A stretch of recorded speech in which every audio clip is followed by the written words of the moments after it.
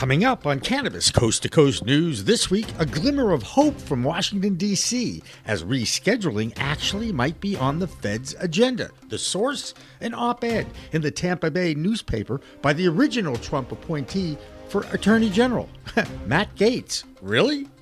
Plus, Republicans in Pennsylvania are late to the legalization movement in that state, but even conservative elements of the GOP says it's a smart, conservative approach. And Virginia's #1 prohibitionist Governor Glen Youngkin vetoes a second adult use law handed to him by his legislature.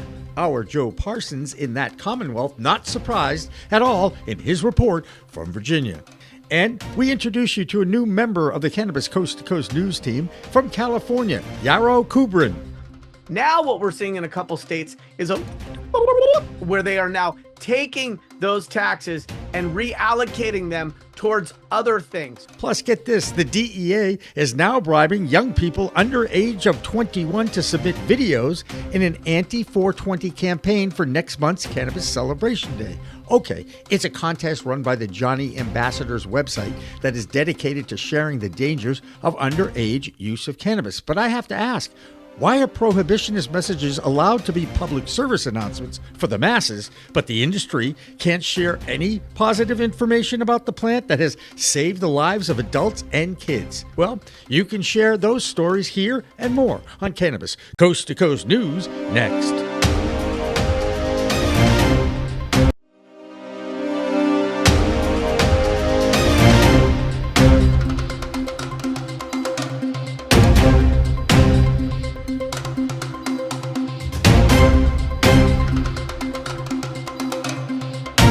Hi everyone, welcome to this week's edition of Cannabis Coast to Coast News. I'm PCMTV Founder Jimmy Young, filling in for Alaina Pinto, who has a great life and is vacationing in Hawaii this week. She'll be back next week. So have you downloaded the PCMTV app yet from the App Store or Google Play? Because if you really care about the cannabis industry, you should. Every week we document the fight to end cannabis prohibition here in this country and around the world with reports from Europe, Canada, and of course coast to coast here in America. All of our correspondents are volunteers for the cause, and when you go on the app and click app content, you'll see the most viewed news and talk shows we produced over the past 4 years. There really is a lot of history there, and I'm proud to be documenting it with our Cannabis Coast to Coast News team. Okay, let's get to it. We usually start with an update on what is going on with the federal reform effort in Washington, D.C., but over the first 3 months of the new administration running our government right now, it's been pretty depressing. No word from anywhere about when or if the work on reform that has moved the needle a little bit over the past 4 years will ever see the light of day regarding rescheduling. Well, now there's some hope, but it comes from a source that is questionable at best. You might remember a Florida congressman named Matt Goetz. Well, he penned an op-ed in the Tampa Times newspaper this past week that said rescheduling is still on the agenda for the Trump administration. Now, you have to consider the source here. He is the same guy who was basically thrown out of Congress for ethics violations while he was serving Florida's 1st District. He was under investigation when Trump named him his first choice as Attorney General, but then he resigned his seat in Congress last fall. In that op-ed, it sure sounded like he knows what Trump's administration is up to, and being on the agenda is a positive step, if it's true. With more from Washington, D.C., here's Andrew Behringer. I'm Andrew Behringer with the Washington, D.C. report for Cannabis Coast to Coast News. Former Congressman Matt Gaetz, who was President Trump's initial nominee for Attorney General, claims that cannabis rescheduling is still happening under the Trump administration. In a recent op-ed, Gaetz credited Trump's leadership for supporting the move to reclassify cannabis from a Schedule I to a Schedule III. Gaetz, who resigned from Congress amid ethics investigations after being nominated, wrote that rescheduling cannabis would acknowledge its medical benefits and remove unnecessary barriers for businesses and researchers. Now, what Gaetz didn't mention was that this rescheduling process was actually initiated under the Biden administration. The process hit roadblocks when a DEA judge postponed hearings amid questions about whether the agency's leadership truly supported this change. Now, while on the campaign trail, President Trump did express support for rescheduling in a social media post and even backed cannabis banking reforms. He even endorsed Florida's adult use legalization measure recently. However, since taking office in January, the president has remained silent on cannabis policy. Complicating matters even further is that Trump's current leadership appointments send mixed signals on cannabis reform. Attorney General Pam Bondi, who replaced Goetz as the nominee and was confirmed by the Senate, previously opposed medical cannabis legalization as Florida's Attorney General. And meanwhile, Trump's nominee to lead the DEA, we know the DEA, Terrence Cole, has previously voiced significant concerns about cannabis' potential danger, particularly for young people. Now, one more note from Washington, D.C., and it comes from the FDA. You know, the same organization that was supposed to set up regulations for the hemp industry after the Farm Bill passed in 2018. They've delayed ruling on any use of CBD, a non-intoxicating minor cannabinoid, and has done nothing about that. They've also taken some heat from federal courts over the definition of hemp, currently at 0.3% of THC. Now, the FDA might have it actually done a good thing by coming up with a $13 million grant for cannabis trial with veterans with PTSD. This funding comes from the Michigan Veterans Research Program and will involve 320 veterans with moderate to severe symptoms who will be able to self-medicate in this study. This is supposed to be a few-year program, but is a major breakthrough for veterans who have pleaded for years to allow the VA to treat their conditions with medical conditions.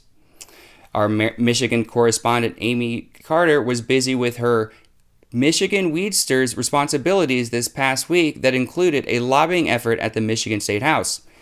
Here's Amie with a Michigan report. I'm Amie Carter from Michigan Weedsters with this week's Cannabis Coast to Coast news. Last week in Lansing, Michigan, the Michigan Weedsters held a successful lobby day to oppose a proposed tax increase on cannabis. Participants reported a strong response from lawmakers, with no representative expressing support for the tax hike and most opposing it. This marks a significant shift from previous years, as advocates found it easier to engage in discussions about cannabis with many lawmakers already familiar with the relevant issues. There was also noteworthy support for Jaden's Law, with several representatives showing interest in its reintroduction. Overall, the event was met with positive reception, highlighting a growing understanding and acceptance of cannabis legislation among Michigan lawmakers. An administrative law judge has ruled that Virtus Laboratories, a cannabis testing company founded by former Michigan State Police officers, repeatedly violated state regulations by using unapproved testing methods and failing to document procedures despite testing a significant volume of cannabis and facing accusations of inflating THC levels.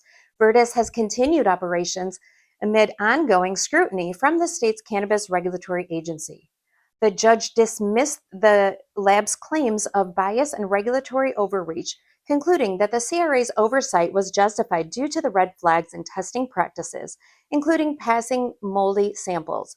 The CRA is now expected to decide on potential sanctions against Virtus, which could include fines or license suspensions. Good news for the city of Warren. Warren City Council passed an ordinance that will pave the way for recreational marijuana establishments to open in the city, despite opposition from some residents. This Saturday is Hash Bash. It kicks off at high noon, and I hope to see you there.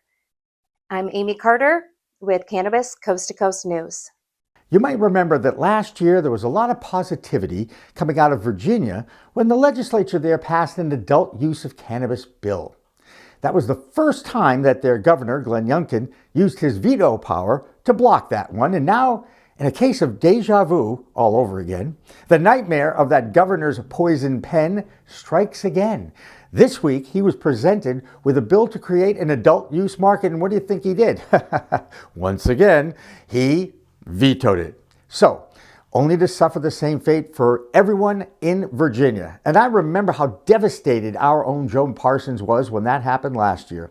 Well, here's Joe Parsons with his reaction to last week's veto. I'm Joe Parsons with the Virginia Cannabis Connection by Higher Education's Coffee Talk, sponsored by 97.5 3WV and reporting for Cannabis Coast to Coast News. When the hard work of the lawmakers that drafted the cannabis bills for last year's session ultimately failed on the governor's desk, they had hopes that this year the governor would examine the amazing progress that has been made by our neighbors in Maryland. They had also hoped that he might actually look over the states such as New Jersey and their huge, safe and booming market, and the newest adult use state, Ohio, that has seen record-breaking numbers that benefit their state's children and infrastructure. While there have been obstacles to overcome, these states have had proven success in their launches and have seen an actual reduction in legacy market sales. They have safer products and more affordable choices, not just for medical patients, but to responsible over 21 adults as well. This year, however, the governor did not take these facts or the positive recent research studies into account. He basically did a copy and paste in his answers to not one, but to all three of the high-profile cannabis reform bills. For adult use bill SB 970 and HB 2485, he gave an almost identical response as last year, stating that this bill, quote, endangers Virginians' health and safety, end quote. And just like before, quoting non-evidence-based and proven false statements like, quote, states following on this path have seen adverse effects on adolescents' health and safety, increased gang activity and violent crime, significant deterioration in mental health, decreased road safety, and a significant cost associated with retail marijuana that far exceed the tax revenue. HB 2613, the Parental Rights and Protections Bill, and HB 2555, that would have allowed resentencing options for non-violent cannabis-only convictions, also met the same fate as last year. And as expected, they had the same copy and paste responses from last year. Again, ignoring recent studies that prove otherwise, and the great success that was had in Maryland, where Governor Wes Moore actually gave justice to thousands of nonviolent cannabis offenders. There is a chance, however, to overthrow these vetoes when the session reconvenes on April 2nd. However, the majority in the House is very slim and would require some help from our GOP lawmakers. You know I'll continue to keep you updated on all the progress, as well as the continued work to one day enact the will of the people that was supposed to happen over 2 years ago. Well, that's going to do it for the Virginia Cannabis Connection by Higher Education's Coffee Talk, sponsored by 97.5 3WV in Charlottesville and reporting for Cannabis Coast to Coast News. I'm Joe Parsons. Until next time, stay lifted. The state of New York has made a lot of mistakes during the first few years of its adult use program, but now they might be introducing a reform that is truly earth-shattering. There's a proposal being floated by the Office of Cannabis Management and Governor Kathy Hochul's office to allow consumption of cannabis at movie theaters. Now, if I remember correctly, indoor smoking of cigarettes is banned for public safety reasons, but they're now talking about allowing consumption of cannabis in a movie theater. They can't be talking about actually lighting up a joint, right? Maybe there will be just edibles or tinctures, and I can certainly understand that. But lighting up in a crowded theater, even I had to shake my head on that one. There was one more development in New York market this week, and once again, farmers markets will be allowed to sell cannabis on location. 2 years ago, New York allowed this only to be pulled back in 2024, and now they'll be giving it another shot. Our New York correspondent Pam Schmiel is off this week, but she did file an interesting interview in her Mary Jane Society podcast this week with a woman who represents the convenience store industry. And of course, on top of that one, she also has the story of a well-known edible arrangements company that is getting into the edible arrangements cannabis market. Here's Pam.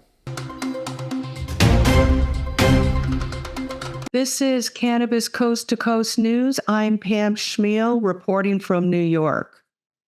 The dominoes are falling fast as major retailers continue to embrace THC beverages.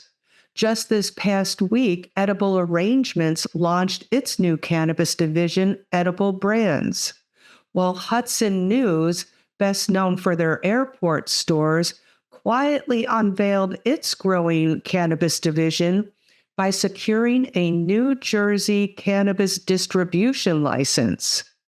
Yet one major retail segment remains a holdout: convenience stores. The National Association of Convenience Stores, otherwise known as NACS, a powerful and politically influential trade group, has kept THC drinks at arm's length.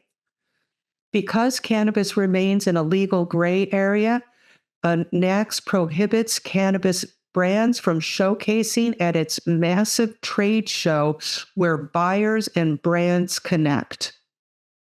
To dive deeper into the potential of THC beverages in convenience stores, I spoke with Melissa Vanderhauer on the Mary Jane Society podcast. She's a seasoned expert in the convenience store industry and shares eye-opening statistics on why THC drinks are a national fit for the market and how C-stores could be the perfect testing ground for these new beverage brands. Here are some highlights from our conversation. Tobacco nicotine is their number one seller. They cannot afford to not age gate. They just can't. The convenience stores check more IDs on a daily basis than TSA. You know, the convenience industry, again, reliant hugely on fuel and tobacco. And neither one are great margin drivers for the stores. Whereas THC beverage, especially as it currently is, where there's like no additional taxes, it's a great margin driver for the stores. They also have trade shows. They're smaller, but it's local.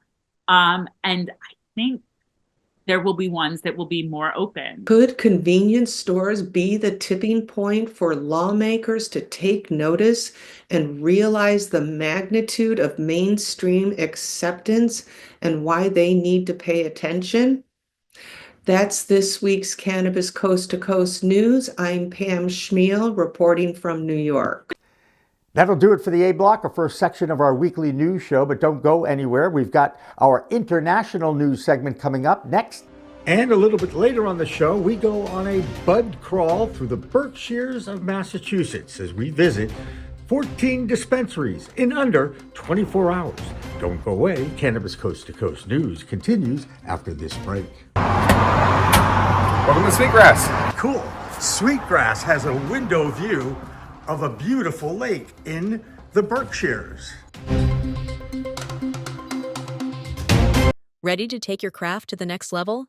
Imagine faster extractions, purer products, and more profits. Sounds good, right? At Pure 5 Extraction, we've revolutionized cannabis extraction with our game-changing technology. No solvents, no heat, just the cleanest, most natural process on the market.